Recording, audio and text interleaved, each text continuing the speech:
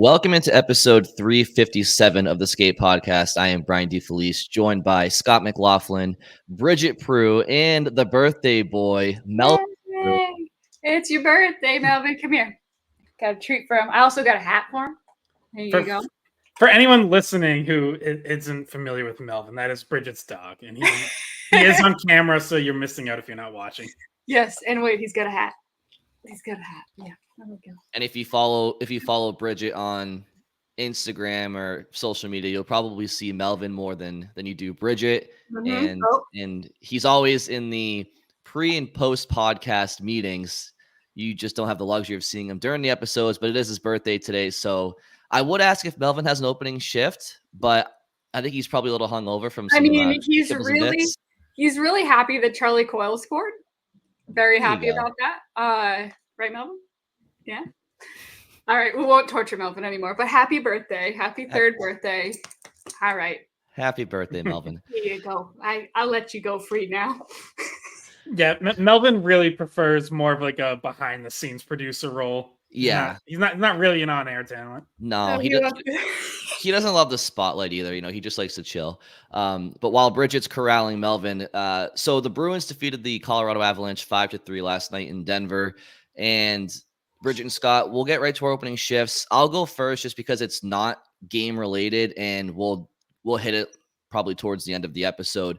But around 30 years ago, the Bruins made the move from the old Boston Garden to the Fleet Center, which is now the TD Garden. And with that came a rebrand.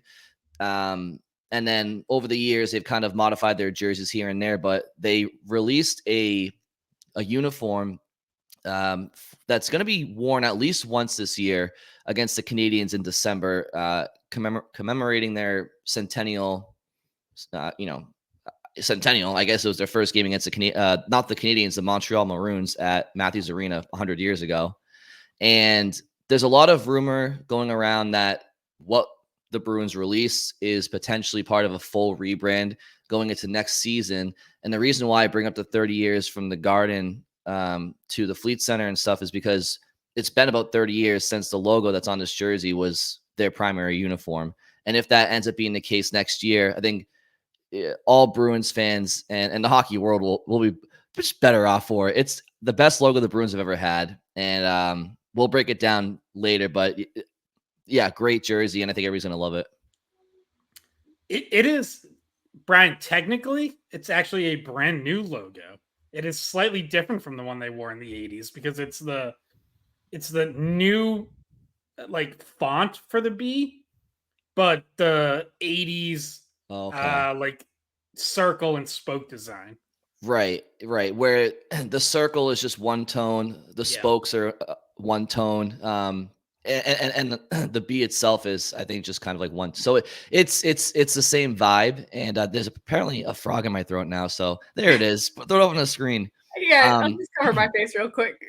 But so right here for those watching on YouTube, this picture makes it look a little bit more fluorescent and highlightery than it is. It is like a very crisp gold, like yellow gold.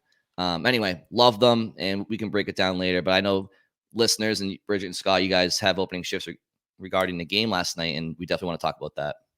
Yeah, my opening shift is that the Bruins' fourth line is the best line in the NHL. Now, do I think they're going to remain the best line in the NHL? No, probably not. But right now, they are. Just like statistically, factually, they have been the best line in the NHL this season. They're on the ice for 3 more goals in the Bruins' 5-3 win over the Avs. Cole Koepke opened the scoring, tipping in an Andrew Peeke shot. Johnny Beecher sets a perfect screen on a Hampus Lindholm goal. That pushed it to 4-1, and then Beecher scores the empty netter. At 5-on-5, they've played 40 minutes together at 5-on-5 through 5 games. Bruins have outscored opponents 8-0 during that time. So that doesn't even include Beecher's empty netter, and it does not include a 9th goal that they scored against Florida when David Pastrnak was still on the ice instead of Cole Koepke. No other line in the NHL has scored 8 goals. 17 teams have not scored 8 5-on-5 goals as an entire team. They have not been on the ice for a goal against yet, so they're +8. No other line in the NHL is better than +4 right now. Like, it's just legitimately insane what they are doing. And like, obviously the goals are not sustainable. They're not going to keep scoring at this rate, but the way they're playing is like they're doing everything right.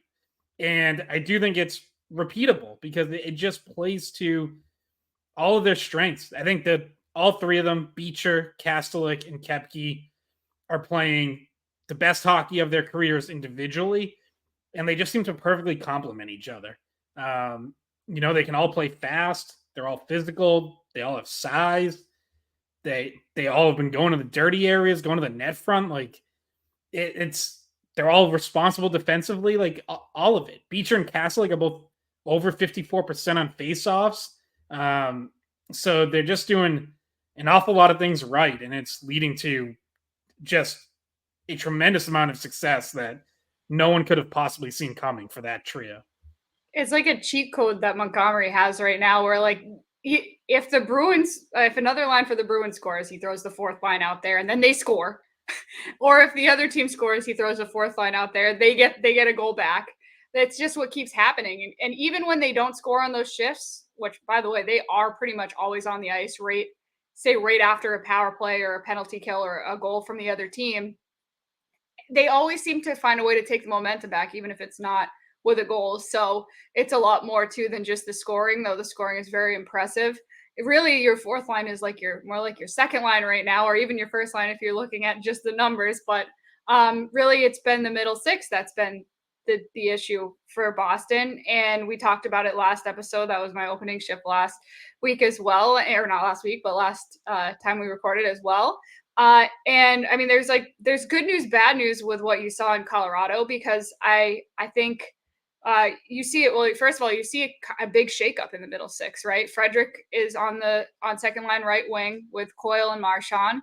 And then you have this third line where Patra is centering Jones and Tufte, and Brazeau and Geekie are healthy scratches. So they're not in the game. And I feel like the second line did better. I think Frederick kind of helped out identity-wise maybe on that line, and Marchand did miss a portion of the game, but I mean, good news was he came back in the third period, and Coyle scored his first goal of the season. I think it was the first point of the season.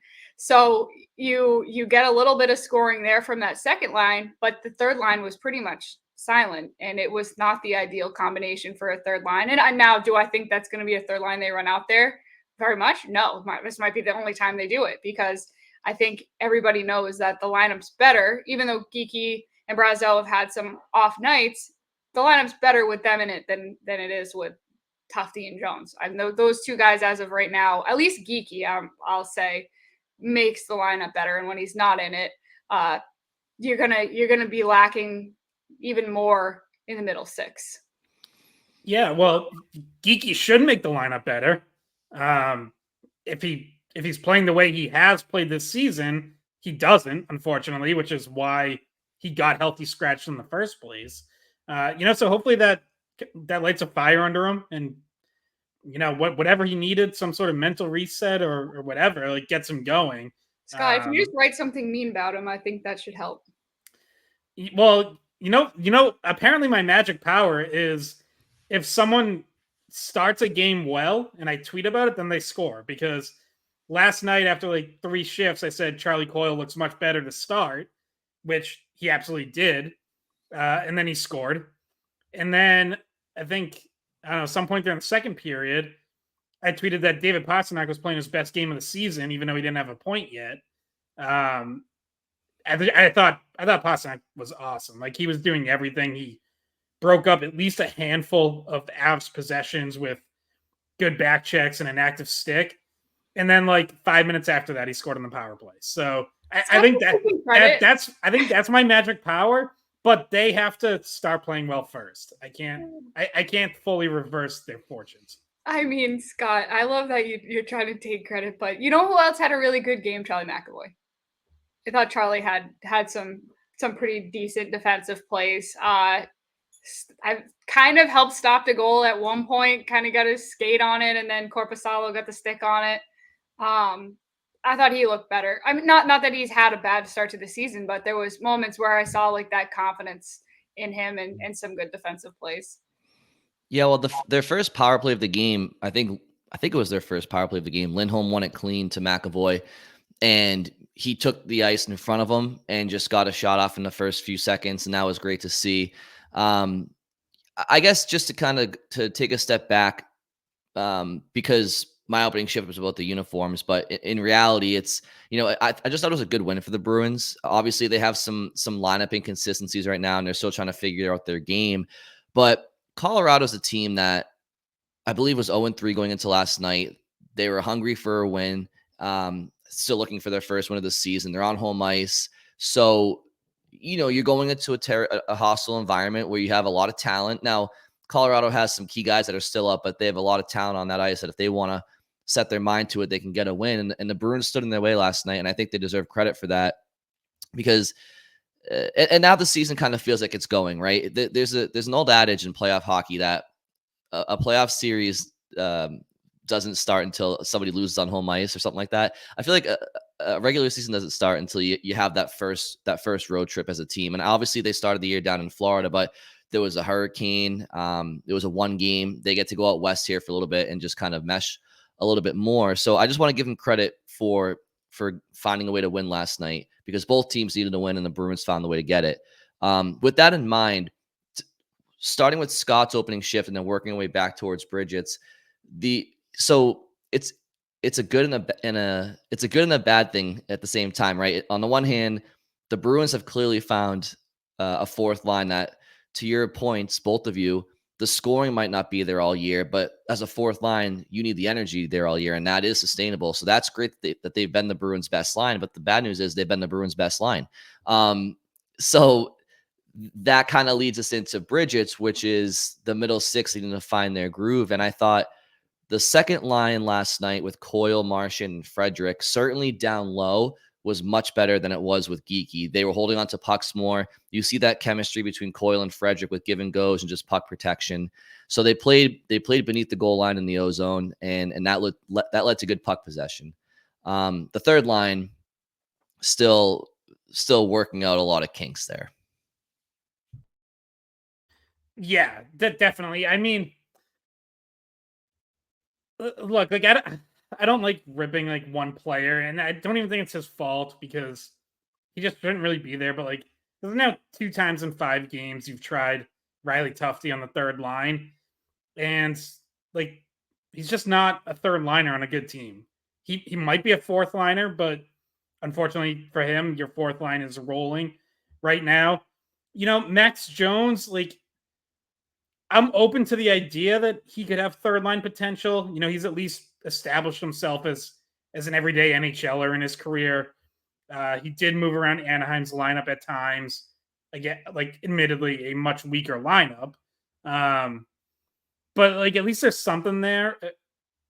Riley Tufte just like shouldn't be playing in your top 9. And I think you've now seen it for 2 games. I was surprised they tried it a second time. Can't possibly imagine they'll try it a third time. Yeah, Geeky needed to wake up. Brazeau needed to pick up his pace. Like I said it, I think on the last pod, he's definitely looked behind the play at times. So I get why both of them were sat, but you need to do better than that on your third line. And if it's not going to be Geeky, Brazeau, Jones, then get Tyler Johnson signed. Or call someone up and try something else. Like you're 3-2, so you don't have to panic. Like all things considered, you are in pretty good shape. Your only 2 losses have been against the best team in the NHL. We all think. But moving forward, like I think you owe it to yourself to get a little more creative in what you're trying on that third line. Yeah, well, the creativity that they had last night just was ill-advised, I would say. I haven't been sold on Jones yet either. And yeah. Not just to clarify, like neither have I as a Bruin, but I also account for like he did miss a significant chunk of training camp due to an injury. So I have a little more patience there. I don't see anything in Riley Tufte's track record that tells me he can fit in a top 9. He didn't do himself any favors. He took penalties. He drew a penalty at one point, but it didn't look like it was working, especially like those two type of players with Matt Patra. Something was just completely off about. Like Matt Patra's playing a finesse game and like looking for these creative passes, and they're much more of a simple game, I guess you could say. I wouldn't have thought the line was going to do well looking at it on paper, and it didn't. So I understand that the premise was not necessarily to get that line going better, but to like send a message more so than anything. And I understand doing that. It's just sometimes it could have came back to bite them. They almost there was several times where Colorado almost tied that game up. I mean, it's a bad penalty by Tufte that gives them the power play where they cut it to 4-3. Exactly. So like you're talking about maybe a lineup decision that you make if you have Geeky in instead of Tufte, maybe doesn't get that close at all. We don't know. We don't have a way to look at that alternate universe, but it just seems like, okay, hopefully the message was sent because I think you need to get Geeky back in there.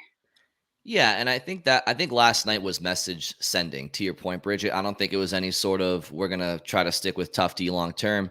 My assessment of Tufte so far, and he's had some good shifts throughout training camp and a couple of decent games, but like I said all along, like, nothing crazy. When I watch him, I always find myself saying like I wish he was utilizing his size more, and I don't mean putting guys through the boards in the forecheck. I mean like using his long strides, closing space, closing gaps, protecting the puck, going to the net.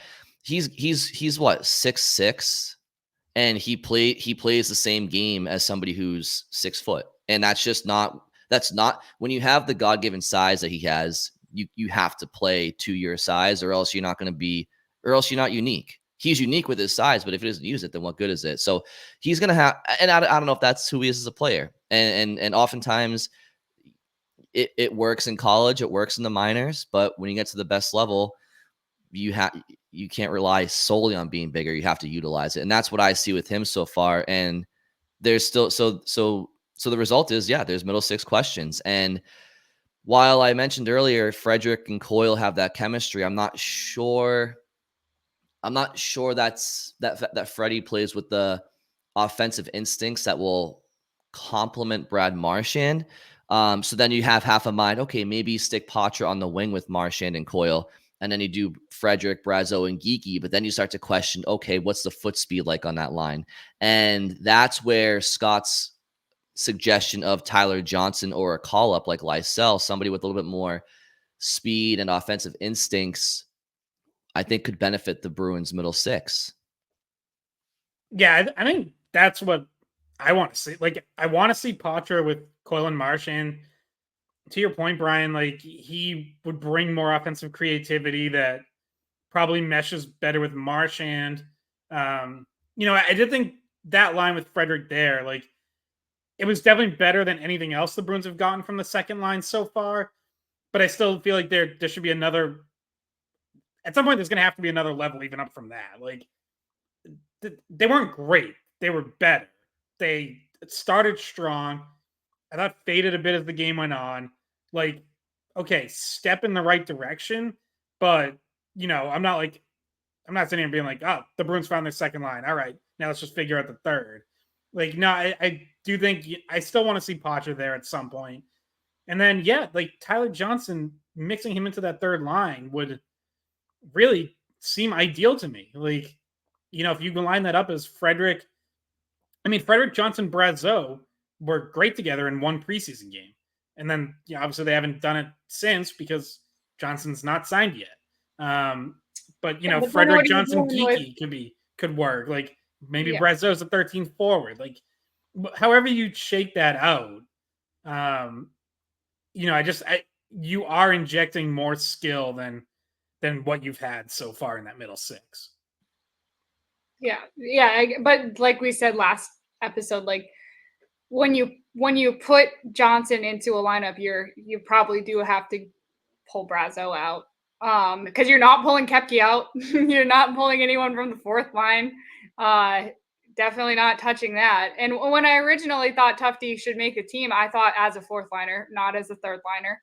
And obviously we didn't see, we saw a sample size in preseason where that fourth line looked good, but it translated much better than I was expecting to the NHL. I think better than anybody expected.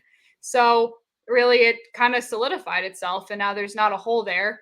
And some of these guys probably don't fit in a third line or definitely not a second line role, but Tyler Johnson does seem to fit that better historically. But the problem is, if you like Brazeau, you're probably not seeing too much Brazeau anymore. And if you're Max Jones, you're really in trouble probably. And Tufte probably gone. Probably one or both of those guys just back to Providence or on waivers, or if they get claimed or they don't. But that's what maybe you have to do. And we've talked about like what are the options, and we've seen two of the options so far in a full game sample size, which is Geeky as second line right wing and Frederick as second line right wing. But we've only seen a little bit of Pacha there because he wasn't there for a whole game. And then the other option that we said besides Johnson was Lysell, who didn't make the team out of camp. So I wonder if at some point they cycle through each option and keep trying different things until they figure out what they want. But I will say, one game is hard to judge, like Frederick being not the fit there, because a lot of times, and just like speaking for myself, the first time you do something, especially since it's a new season, you're just kind of like figuring it out mentally, and then you sleep on it, and then you come back and like things click a little bit more and a little bit more. So I would say you don't just give it like one or two games. You try for a little longer if that's what you really want to do. Who knows? Maybe the intention is to put Geeky right back there when he comes back after the message, but I personally wouldn't. I would keep Frederick there for now. So earlier on, right out of training camp, we talked about Geeky on that second line with Marchand and Coyle because we could see the tea leaves that's what they're going to do. And what we talked about was how, at least with Geeky, we've seen him that he can play with top six players like he did with Pastrnak and Zacha towards the end of last year.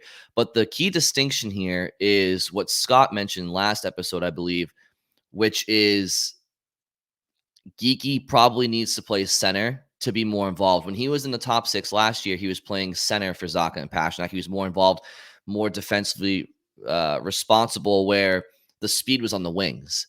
As a winger, I don't think Geeky has the foot speed as a winger. Like when you're a center, you can be the last one in the O zone, right? Because you're the last out of your D zone, last into the O zone, theoretically as a forward. I just as a winger, I question his foot speed in the top six, and I think that's where this is why we're seeing him not do well in a top six role right now as opposed to last year. And if you can get him as a center on a third line, that probably helps that. And as far as how could you fit in a Tyler Johnson, look, I think part of the Riley Tufte experience so far is to give him an opportunity and see what they have in the player that they brought in. If the Bruins deem that for this year, Tyler Johnson is somebody that could benefit this roster more than Riley Tufte, and that means putting Riley Tufte on waivers and somebody claims him, I think the Bruins are going to have to be okay with that possibility, or maybe nobody claims him when he goes to Providence. I don't know exactly what the cap situation is or what other players would potentially have to go to waivers to get Johnson in. But if it means that Riley Tufte is put on waivers and eventually claimed for this roster this year, for Tyler Johnson to find some room, I think that's a net positive for Boston. Yeah, I think Scott's looking up the cap space numbers. Is what I'm taking out of it. What you got, Scott? Yeah, I think they would have around like $1 million. So if they waived Tufte, I think they would have around $1 million or a little more to sign Johnson. Yeah, no, I'm not saying that like they're licking their lips to waive Tufte and hopefully he clears, he goes to Providence, but it's just you have to do what's best for the current roster, and I think that's giving some middle six experience that's done it. I mean, I would have to imagine he would clear waivers. Yeah. I guess you never know until someone's on there, but I would be surprised. Somebody would take him because they're looking at his size, which is probably pretty similar to why Boston took a flyer on him too. But once he gets into your system, you probably realize what we've just been talking about, which is he's probably a fourth liner at best, and probably not a fourth liner on the best teams. Yeah, I guess you'd probably be looking at, like, does anyone have an injury situation where they, could immediately plug him in and play? Because remember, if another team claims him off waivers, they can't send him to the AHL. So unless he went back through waivers, so it would have to be someone looking at Tufte as like, yeah, he's actually going to play for us, which I guess could be out there. But like I said, if I had to bet on it, I would bet that he clears. Max Jones, on the other hand, I would think gets claimed. Yeah, and I don't think they want to risk that. Yeah. I don't think they would want to risk him because I do think that he has more upside. And he, at the very least, could be a really good 13th forward, which is, I don't see that being the case with Tufte. But guys, there was other things from this game to discuss, and I'm just going to go off the board here. We haven't discussed this yet, but I do want to bring up Joonas Korpisalo because I know a lot of fans, the jury's still out on him, and they might not love the fact that he gave up whatever it was, 2 or 3 goals in the first 15 shot, whatever it was. But I will say this about him.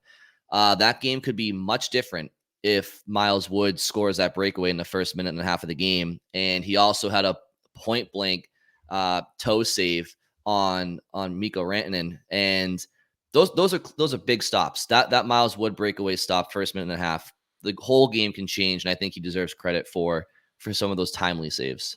Miles Wood always scores on the Bruins. I was ready for that to go in. Like, you remember when he was with the Devils, like every single game, it seemed like he had a breakaway goal on Boston. And I was like, oh, here we go again, right away, right off the bat. But it was a good save, like you mentioned, Brian. Yeah, it was always him and Mackenzie Blackwood somehow just like turned superhuman on a bad Devils team whenever they played the Bruins. But yeah, no question. Like those were big saves. And I like overall, yeah, like I think Korpisalo was good in this game, but you need timely saves sometimes, and you absolutely got those, and it's gotta be huge for his confidence. Obviously, opening night was, a disaster for the whole team, but also not good for him individually. Then Swayman starts 3 straight, so now it's been, over a week since he's been in there. But he comes back with a much better performance and probably gives himself some confidence, gives the team some confidence. Maybe Montgomery doesn't have to be as tempted to ride Swayman for 4, 5, 6 straight starts. Like, okay, like now you're okay with the idea of mixing in Korpisalo once a week. Like that's really all it has to be, right? Like once every 3 or 4 games is probably how you want this rotation to play out going forward. But if he started the season with 2 straight rough games, I think you'd be kind of looking at that going, I don't know. Do I want to throw him back in there next week, or do we try to stretch Swayman for a little longer? So yeah, important, like an important win for the Bruins and an important performance for Korpisalo. He wasn't perfect. I mean, he was better.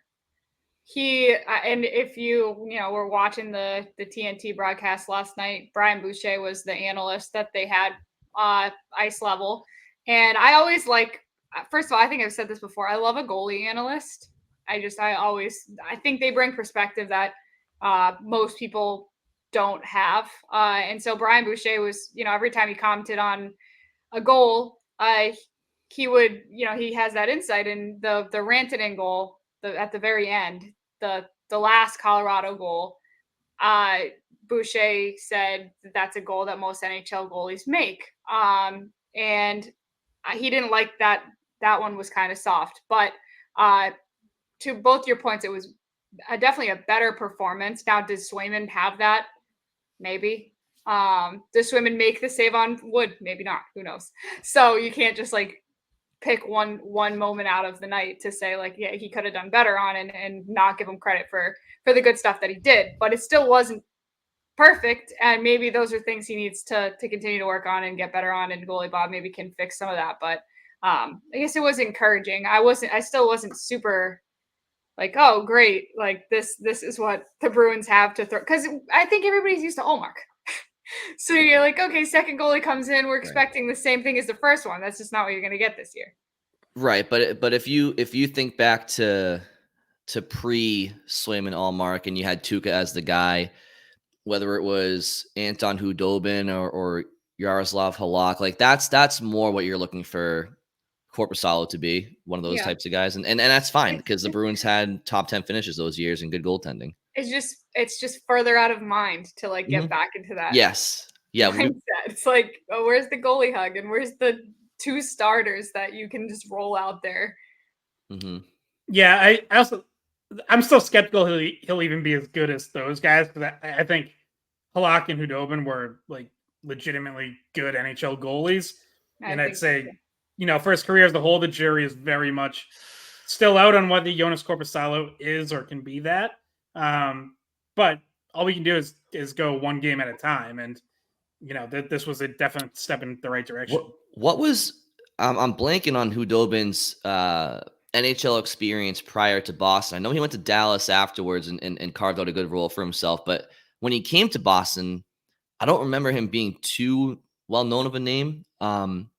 But while you're looking that up, Scott, did you guys, speaking of Brian Boucher, what is going on with Eddie Olczyk and the Boston Bruins? Did you guys pick up on just like how everything Colorado did was amazing, and any penalty they did that was like clean? Apparent. I mean, I love Eddie O. It just seemed like he has a hair across his ass for the Bruins. It seems like.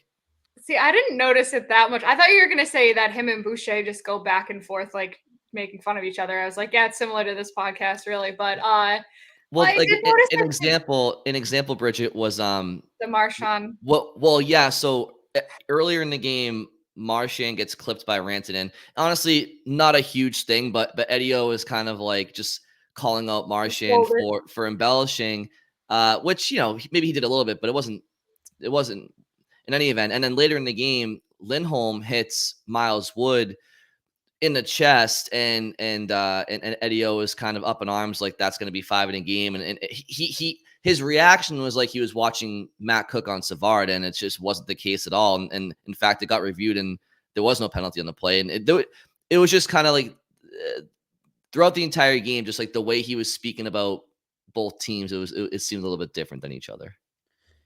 Yeah, I especially I didn't like jumping to the conclusion that Marchand was just selling that. Me too. I was sitting there going, what are we talking about? Like, he clearly got hit. He clearly was the one without the momentum, so it's easy to get knocked over in that situation. Like, I didn't think he sold it. Does Marchand have a reputation a little bit? But yeah, definitely. Of course. As an analyst, sometimes, like when I'm being an analyst, I try not to insinuate that anyone's selling it unless it's really obvious. Yeah, and like there was also like there was a little bit of like a whiplash effect on that hit where you're like, you have to at least think about the possibility of a heading. Like, even though it wasn't contact to the head, like the way his head kind of whipped, it was like, I don't know. You got to have like a little more sense than kind of jumping to that. I thought. And we don't know if that was definitely the hit that knocked him out, because he also took a hard hit earlier in that period that might have done some damage. Right, I think it was Josh Manson. It was like right up against the glass. That one looked much harder. That one looked, and it was like, not that it wasn't clean, because it was, but it just looked like the contact and then like hitting the boards was much more impactful. But then we know that Marchand misses part of the game, and to me it seemed like maybe he was getting, someone spotted, hey, let's check to see if that was, a concussion or something, because of his history in last playoffs, having just had that happen to him against Florida. And then he comes back. So it's like, okay, clearly whatever they were looking at was fine. Maybe it was for, a hit to the head. Well, maybe it was thinking it was maybe a concussion. So Jim Montgomery said after the game that he had a spasm. Spasm? Whatever that means, whatever caused that. But Yeah, that's what Montgomery said. So. The Manson hit that you guys were just talking about, Bridget, you mentioned the contact with the boards. When I was watching it, what looked to be the most damaging was the contact with the ice afterwards. Both players kind of went down heavy into the ice, and I think he kind of got slammed his back into the ice, and maybe it was something like that. But Scott, did you happen to find the Hudobin history? Yeah, so I mean, his first go around with Boston in 2012-13, like he was pretty young at that point, so that was kind of like his first NHL action. I forgot about that first stint. Yeah, and he was good then. Then he went to Carolina. Oh, yeah. He had one really good year in Carolina, one okay year. Then he went to Anaheim, didn't play much, and then he came back to Boston and was good. But like he never had a bad NHL season. He just had somewhere where he didn't play as much. Yeah, and to your point about that, about Korpisalo not knowing if he's going to even be Halak or Hudobin, I feel the same way. Like I have that same concern, but in any event, yeah, I thought he was timely and last night, and that was, like I said earlier in the game, that first minute, if that puck goes in on that breakaway, much different game. So, another talking point from the game, Bridget and Scott, was the play of Hampus Lindholm. Offensively, defensively too, but offensively, making his presence known last night. Mason Lohrei with another great assist to Charlie Coyle. If between Charlie McAvoy, Hampus Lindholm, and Mason Lohrei, you end the season with 3 defensemen with points, call it 35 and up. That would be probably best case scenario for the Bruins. Obviously, McAvoy's ceiling is higher. They expect him to be around probably 55. And then Lohrei and Lindholm, it's kind of jury's out. But if you can get 35 plus from those 3 defensemen, that's significant production from the back end that they probably lacked last year. Yeah, for sure. And we've talked about it. Like, they want their defensemen more involved offensively this season. And we've seen it, kind of inconsistently so far. There's been games where they have been more involved. And then specifically the Florida games where they haven't really been able to get involved. So, it's definitely still a work in progress, but that is something that they want more of, and they should be able to get it from those guys. I just feel like they, and we had talked about this before the year, like, would they try to put Hampus Lindholm in more offensive situations? I asked Montgomery before the season, and he said he thought it would kind of just happen naturally. And I feel like it sort of is happening naturally. Like, Zadorov has taken on more defensive zone assignments on that left side. So that has freed up Hampus Lindholm more. And I think you just see him out there for more offensive zone faceoffs, more shifts that are being spent in the O zone. And it, like, once he's down there, I like his instincts. Like, I like the way he gets involved. And it's like, he just needs to have those opportunities. And, I think you see that he can make some good things happen. I feel like he's been way more shot ready this year. Like, it looks like he is out to shoot whenever the puck comes back to him, which hasn't always been the case in the past. But then even plays just like pinching down, getting more involved. It's good to see. And it's like, if he's I don't think he's going to get back to 50 points like he did 2 years ago, but if he's going to get up to 35, 40, like that's where he needs to be more involved. I think both Lindholms did what they needed to do yesterday. Well, so you mentioned how Hampus Lindholm contributed, but Elias Lindholm just won pretty much every faceoff he took. He was, I thought, effective on the power play. I think he won 10 faceoffs and lost 3 or something like that. It was, he's definitely, and just as a whole, the Bruins faceoffs were better as a team against Colorado, but that's one of the things he was brought in for. You see him almost putting in rebounds on the power play. He's really good at deflecting pucks too if he's in that area of the ice, and that's 5-on-5 and on the power play. So I think I can see what he can bring. He hasn't been doing it quite yet, but you can see the potential of what he can bring to that line. It's just not quite there, right? We're still only 5 games into the season, but the potential he has is certainly noticeable. And sometimes, the bounces hasn't gone his way in the early part of the season, but he brings some things that the Bruins definitely were missing last year. Absolutely. And speaking of that line, so we talk a lot about the fourth line and how great they've been. The middle six, obviously, the third line in particular needs to really figure their shit out and their personnel, as well as their identity. The second line, you got 2/3 of it. Who's the third piece? That'll be a question until the trade deadline. But that first line, right? So you look at the fourth line, Kastelic, Koepke, Beecher. They all have 5 points together. You look at the first line, Zacha or Lindholm, Pastrnak each have 5 points. Zacha has 2 points. Now, obviously, just because they're on the same line doesn't mean that they're all going to cash in on each other's goals. And maybe Zacha had, what would have been the third assist on some of these goals, but his production is nonetheless lower than his line mates. And I'm curious how you guys feel he has performed through the first handful of games here. And obviously the highlight would have been his setup to Pastrnak against the Canadiens, where he, uses edge work and vision and finesse down low, puck protection, to get Pastrnak that one-timer in the slot for a goal. Really nice primary assist. But how do you guys feel he's been so far with Lindholm at center and Pastrnak on the wing and Zacha obviously in the wing, alleviating him from center ice duties?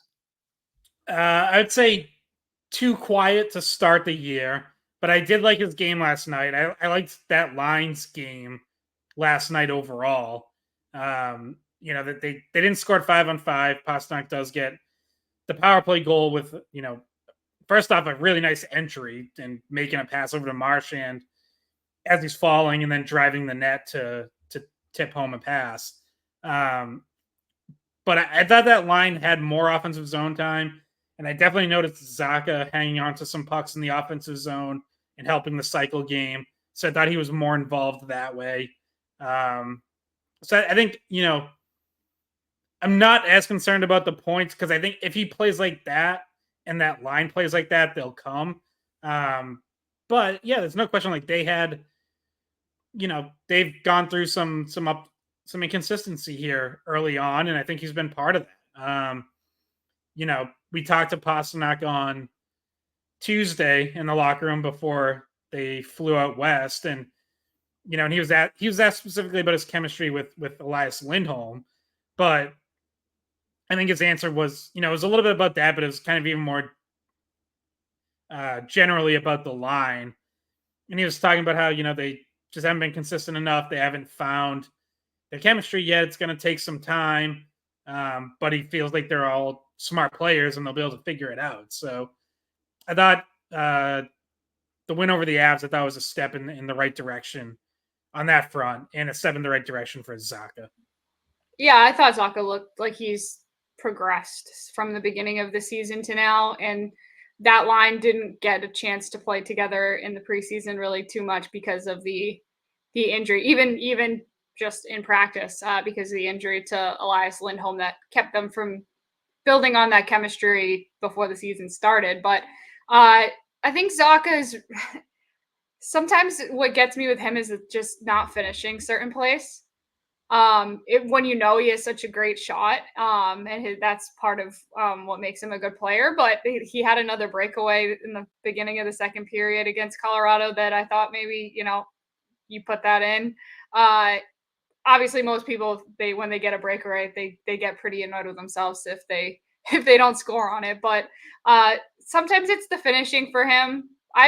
I've been happy with him as a whole, though. If we're saying like throughout the 5 games, I think that he's gotten better in that he hasn't been like a negative in any way. I don't think so.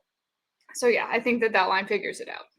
Yeah, and figures it out is the key term. I think, myself included, I think maybe you look at Pastrnak and Zacha as playing together for the last couple of years, and then you say, oh, well, Lindholm's a smart player. He'll fit in seamlessly because Pastrnak and Zacha can probably create chemistry with him pretty quickly. Maybe it was underestimated just how much time it would take for them to gain chemistry. Obviously, that thought would have been under the assumption that they would have had more time together in preseason. Like you mentioned, Bridget, they didn't have that. So yeah, I think when I look at that line, I think what we'll see out of them in January is going to be, and beyond, will be much different than what we see out of them in October and November. So for me with them, it's about where do they get to, not where they are. And yeah, that's going to take some time to grow. And I think the Bruins top line will be much more threatening probably as the season goes along. And that's what you look for. Did you guys notice? Oh, go ahead, Scott. I was gonna say, it was funny to hear Pasternak talk about like it can be hard being the new guy, the third guy, joining a line when the other two have chemistry. And he said, I was in that situation with Bergeron and Marchand when they already had chemistry for years and I had to try to fit in. And I was like, in my head, I just remember that line clicking immediately. And, like Bergeron and Marchand had obviously been good with anyone who was on their right. And like my memory is that Pasternak went on that line and immediately elevated it to another level. So like in my head, I'm like, yeah, the chemistry was there instantaneously, but obviously Pasternak felt like, I guess felt like it took a little bit of time, or maybe he's just saying that now, but it was sort of weird to hear him talk about it like that. Cause I just I don't remember them meeting, ramp up time where that line struggled at any point. I mean, they were called the perfection line. So I mean, it's what I mostly remember them just being dominant. But what I was saying was, did you guys notice that at parts of the game, Colorado seemed to be kind of goading the Bruins the same way Florida does, especially Rantanen?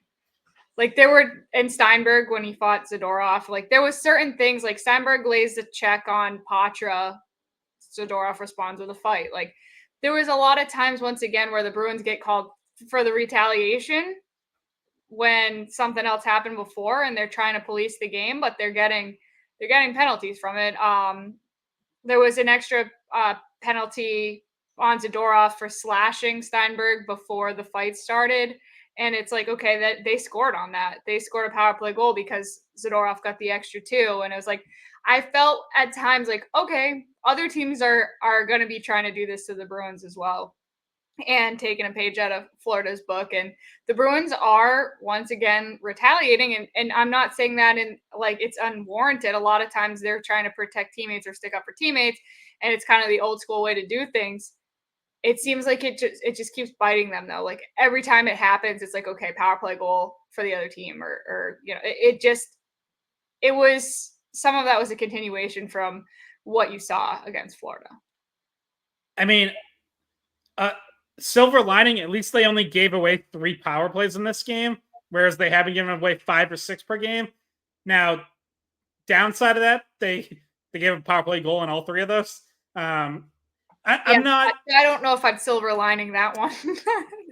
No, I'm saying as Fourier would say, the rusty lining.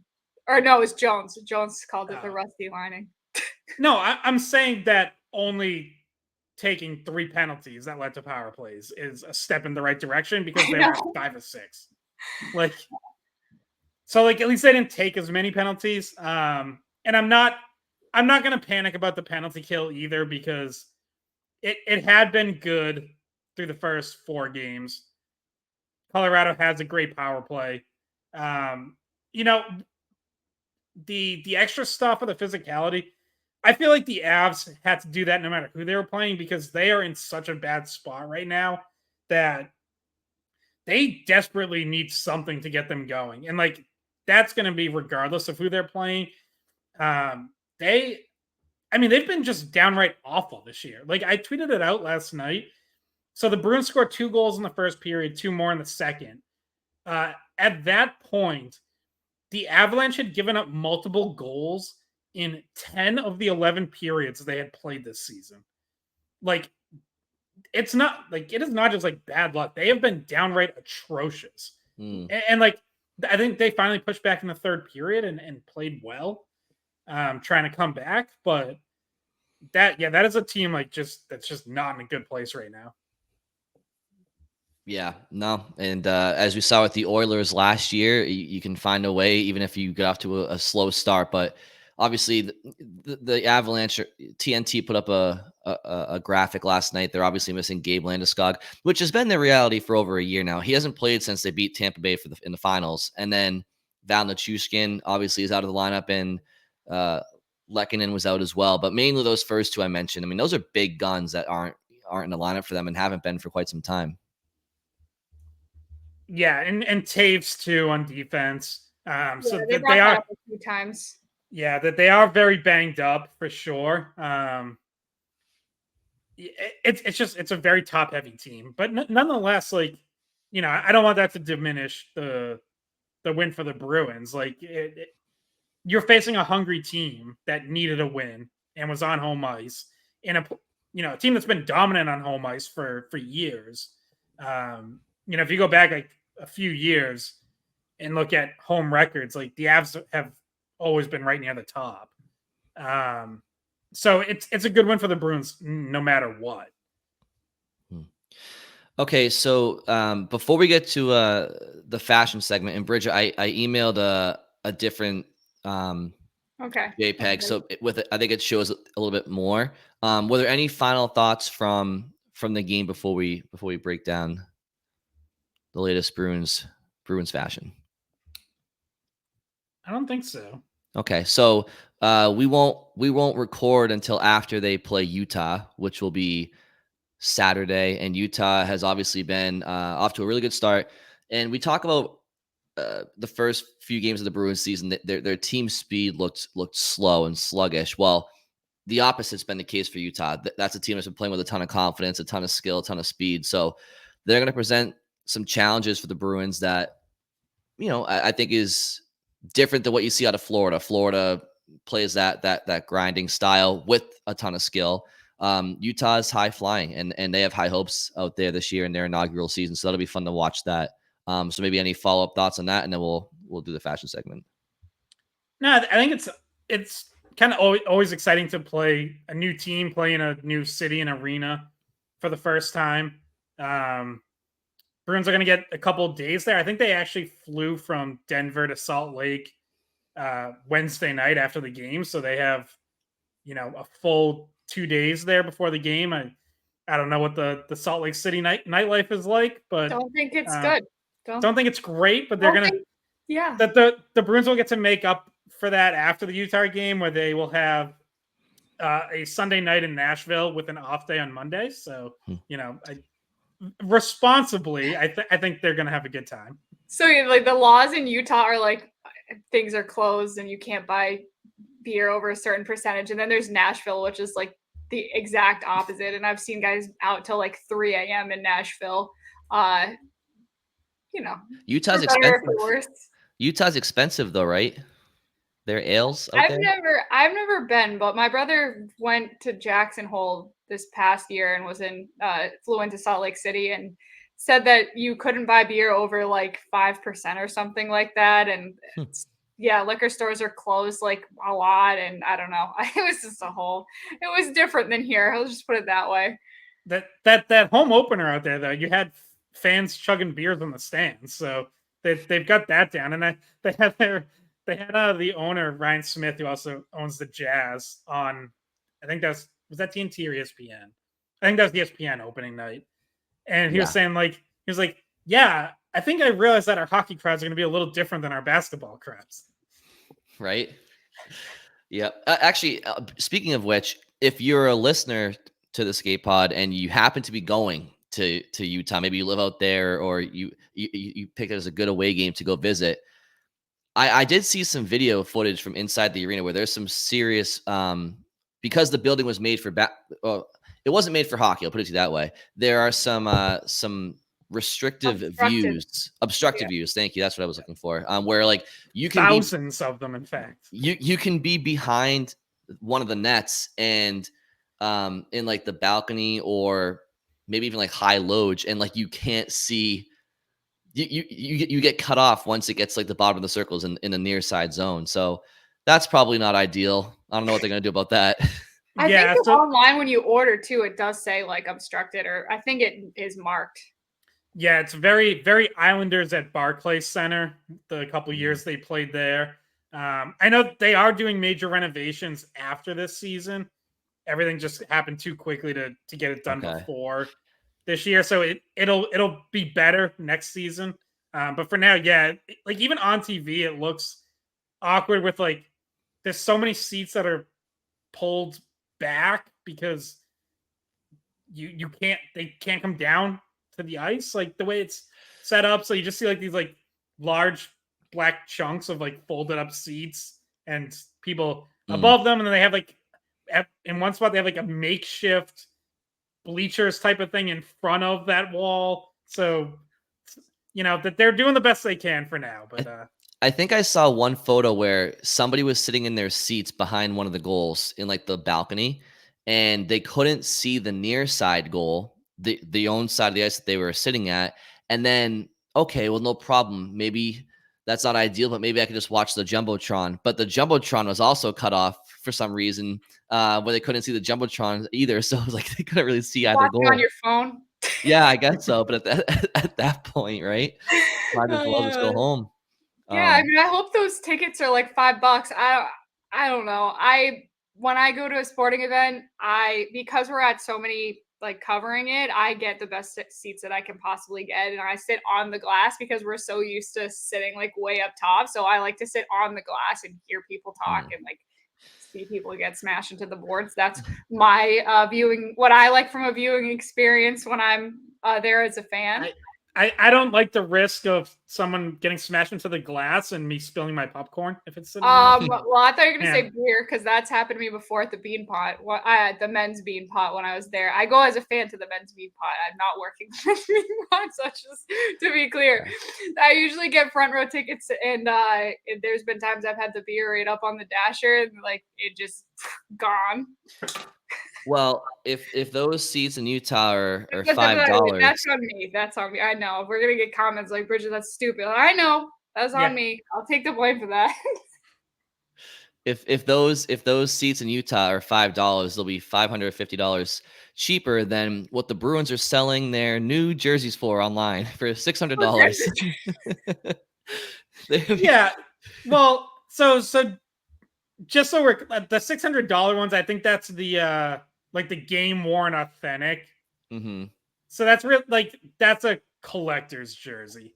I do think that I don't know if they're out now, but there will be cheaper versions. Yeah, no, definitely. But now, were any of you surprised? I know obviously the Celtics accidentally kind of like put out what the front of the jersey looked like in their, was it at practice? Like the practice facility had something, I forget, but some people had images of this before it was officially dropped this morning. So were any of you surprised that it wasn't more like further back in the history? Because I was thinking like, okay, they, especially when Marchand walked in the sweatshirt, that I actually really like the sweatshirt that had all the stripes on it, and like it looked more like 100 years ago's jersey.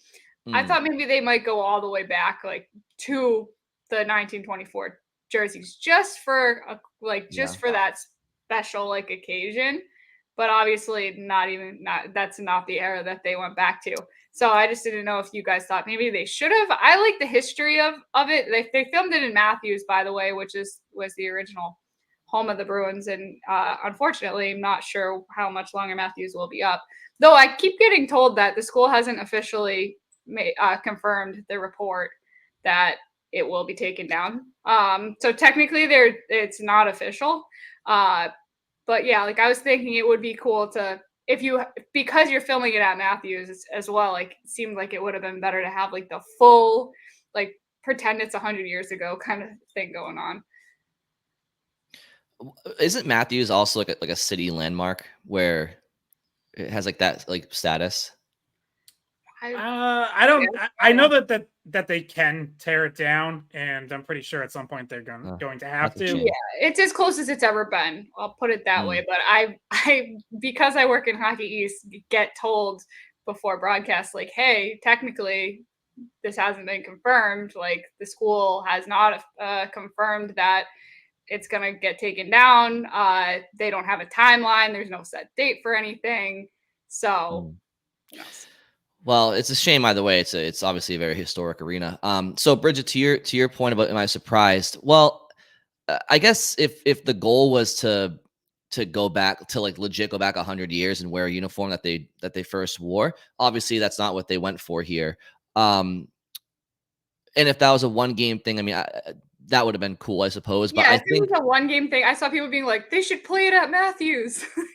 But I think it's what, like 2,000 people. I don't know. If you think back to our interview with Pete Blackburn, I think it was probably close to 2 calendar years ago now. It was more, I thought. I think he mentioned that he had been hearing back then that the Bruins were a few years away from a rebrand potentially, where they'd be going back to the look that they wore in the mid late 70s, 80s, and first half of the 90s. And so maybe they're rolling this jersey out as like a wink, wink. This is what we're going with in the future next year, and maybe they're trying to see how it sits with fans. And so maybe that's why they went with this as opposed to a 100-year design. But so this is up right now. So we'll break this down, guys. I love these. The jersey. So you got the Rapid 7 on the shoulder, which is much better than the chest. But I love the black shoulders. I love how the gold goes all the way down to the wrists and the gold goes all the way down to the bottom of the jersey. The design is very inspired by 70s, 80s, early 90s Bruins. The logo we talked about is great. The socks are unique. It's a bit of a contemporary versus meets their history. I'm not sure if they would do that necessarily going forward, but if they do, I think it's cool. I mean, like, it's not. I like it. I'm not going to nitpick. I can see people wanting the full gold socks, but I think it's a cool look. And if they have these and then these in white or something like that, I think they had an absolute grand slam. And the pants, they have the yellow on the pants. People could want white or nothing at all, but look, I think they hit a home run. If you're trying to blend modern with historical, it's great. I like it a lot. You can always nitpick, but I think they did a great job. Yeah, I feel like it's like I'm gonna want to see it. I always feel like my opinion of jerseys changes when I actually see it in game action. So yeah, like for me, like I don't know if I love the gold all the way down to the gloves on the sleeves, but if I like how it looks in a game, then I'll very quickly become a fan. Same with the socks. Like I don't know if I love the black on top, yellow on bottom. But if I like how it looks in a game, I'm on board. So I'm reserving some judgment for December 1st, but initial impressions are very good. And, if it's going to be full-time going forward, I would also say, like, there's got to be a shoulder patch with a logo. It would be awesome to me if it's Cocaine Bear or Meth Bear. Meth Bear, whatever you want to call it. Cocaine Bear. You're talking about the movie? Yeah. But because like right now it has like the special Centennial patch on the chest. I would move that to the shoulder, get Rapid 7 off the shoulder. That can go, on the chest where it is on the regular jerseys. But overall, I really like it. I'll give it an A- for now. Don't like that. Don't like that, Bridget. So don't let me play with the graphics too much, or you're gonna get that. Yeah, they have a partnership with Rapid 7 as their jersey sponsor that's still in effect. So they would not go anywhere. Well, I'm saying move it change. Put it where it is in the regular jerseys on the front. Get it off the shoulder. Right. I'm just saying it would. All I was saying was it would still be there. I just we don't know exactly where. But interesting that you're not at least initially in love with it going down to the wrist, Scott, because I just think that's like what they always kind of were. I mean, but at the same time, in real life, do they ever do that? Yeah. If you look back at like that's how they were previously before like this last 15-year stretch. But so there's a website too that I found this morning that will show you all of the looks over the years. I'm sure other people that are into jerseys have found this way before today. But if you type it in, like it will show you all the different combinations. So Scott, right now, it's NHLuniforms.com has like the whole history. But I don't think they ever had yellow all the way down to the bottom. I think there was always some black. No, they did. But because what happened, I'm trust me, Scott, I'm positive. But what happened was in 07, 08, they went to the Reebok redesign and they left a little bit of black on the bottom of the jersey and the bottom of the sleeves. But if you look back at like Neely and Bork, you'll notice that the yellow does go to the bottom. Well, at least according to this site, there was always a little bit of black. I mean, okay, I'll send you a picture while we're talking. But in any event, when it's on the ice, though, like the two-tone socks is interesting. But in reality, you have guys' pants go a little bit lower. They have they have tape going around their socks. I don't know if it would be as noticeable in game action. It's definitely unique. I don't know if I was drawing up the uniforms myself, if I would have done that. But look, I think last year my biggest problem with those Centennial uniforms was the color choice of the gold. I think this is like a perfect blend of what everybody is kind of looking for. By the way, if to our listeners, Brian would, if he had a chance to design the jerseys for either the Bruins or Team USA, he would certainly leave the skate pod to do that. That is his dream job, from what I understand. He would leave the plumbing business and he would be designing the best jerseys that anyone's ever seen. So I wish I could share my screen here, but Scott, I'm gonna send you some of these pictures just so you can see it, because sometimes these uniform databases aren't always, entirely accurate. I will say, in the meantime, I'll shout out my pal Mark Majewski, who is like the Bruins' lead in-house designer. I don't know exactly like how much he had to do with this whole project, but I'm sure something. And I just feel like there's never been anyone better equipped for a Bruins jersey / Matthews Arena crossover. Because he used to be Northeastern's SID back in the day for hockey. So, yeah, shout out to Mark. Brian, did you send it? I don't see it. Sorry, I'm muted. I'm trying to send it to Scott right now.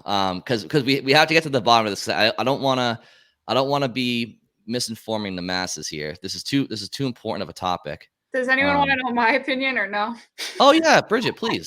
Yeah. So Scott, let me know when you get that text. So I personally, I like them. I'm not gonna go as in depth as you guys, because you guys are. This segment is for you. We do this for you. But originally, I thought that and even with this picture that we have up, like the yellow looks lighter, but I don't think it is in real life. So, like Scott, I think I need to see it in person to have the full opinion of it. To me, guys, I'm not as in depth of like a jersey. I don't actually even own a jersey from anything. I just look at it and I'm like, it's okay. I don't know. It still doesn't compare to. I love the Pooh Bears. And I even love the Meth Pooh Bears. Come on. I do. I mean, I'm sorry, but like I just like that better. I do. I like the Meth Bear better because it's fun. Like I mean, I know the B, B is the classic one, but I liked when they had those. So well, this one, like, this would have the Meth Bear on the shoulder if they decided to bring that back. So Scott, I half owe you an apology because I just texted you guys. So I was gonna say, these prove my point. Okay, time out. The sleeves do, but not the bottom. No, the bottom. That's specifically what I was talking about. It's just the sleeves. Oh, okay. Well, so then on the sleeves you're right, but on the bottom I'm right. So we both win and we both lose. I'm not wrong because that's not what I was talking about. Well, you didn't clarify. He'll never admit that he's wrong. You didn't specify. Yeah, if we ran back the tape, I was talking about the sleeves and said sleeves. Okay, well, and I will apologize because sometimes when I talk, I'm not always forming my thoughts entirely. I was kind of talking about both of them because I figured that it would be like synchronized, that whatever they did on the sleeve they did on the base, but they threw a goddamn curveball. But I was half right and Scott was fully right, half wrong. All right, so why don't we wrap this up? Because I know that the tape played back will probably benefit Scott because he should be a lawyer and not a writer. But any final takeaways? My parents probably wish I was a lawyer instead of a writer too. Yeah. Oh gosh. But and I was it was I wasn't expecting uniforms to drop. Like 24 hours ago, they were just randomly like, "Hey, here's some new uniforms coming out," and I was like, Yeah. my eyes perked up. So that's cool. That's cool. All right. Well, I think now we can probably wrap it up. So Bridget, Scott, thank you. Have a great rest of your weekend. Thank you all for listening. We'll talk to you on Monday. Hey guys, thanks for watching the Skate Podcast. If you want to see more of our videos, visit our playlist. Not in front of a screen? You can listen to us on Spotify, Apple Podcasts, or wherever you get your podcasts. Don't forget to follow us on social media. And if you enjoyed this video, please don't forget to give us a thumbs up, subscribe to our channel, and leave a comment.